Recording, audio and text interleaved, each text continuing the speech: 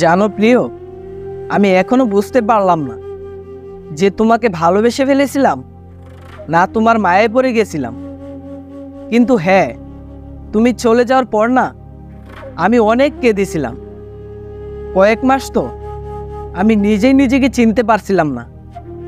অন্ধকার ঘর, পুরনো সব SMS, তোমার ছবি, স্মৃতি, সঙ্গে সিগারেট, আরও কত কি, এসব নিয়ে কয়েক মাস কাটিয়ে দিয়েছি।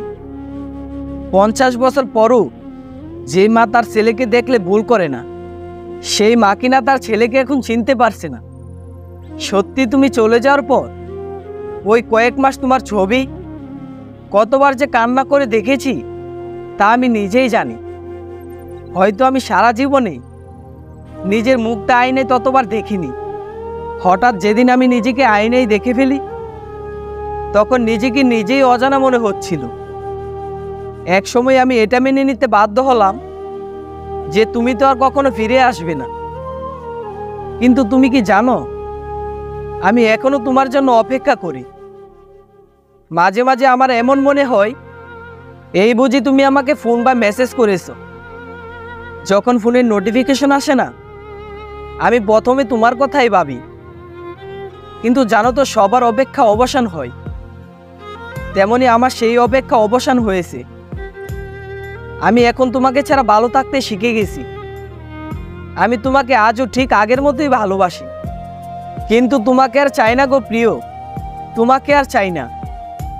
ভালোবাসার থেকে কঠিন জিনিস কি জানো? সেই জিনিসটার নাম হচ্ছে মায়া। ভালোবাসা চলে গেলে মানুষ 20 বছরের সংসার ফেলেও তার সাথে যেতে পারে। আবার মানুষ দুদিনের মায়ে পড়ে না, সারা জীবন কাউকে আঁকড়ে ধরে পড়ে থাকে। ভালোবাসার শেষ আছে, কিন্তু মায়ের কোনো শেষ নেই গো প্রিয়। তাই সবসময় এই দোয়াই করি, যেখানে থাকো, যার কাছে থাকো, সবসময় তুমি হাসি খুশি থাকো। জেস্টি মোটিভেশনের পক্ষ থেকে আমি তোমার কাছের বন্ধু হৃদয়। বন্ধু, ভিডিওটি যদি তোমাদের কাছে একটু ভালো লেগে থাকে তাহলে প্লিজ চ্যানেলটিকে সাবস্ক্রাইব করে আমাকে তোমার বন্ধু বানিয়ে দিও। আর অবশ্যই কমেন্ট করে জানিও যে ভিডিওর কোন লাইনটি তোমার কাছে সব থেকে বেশি ভালো লেগেছে।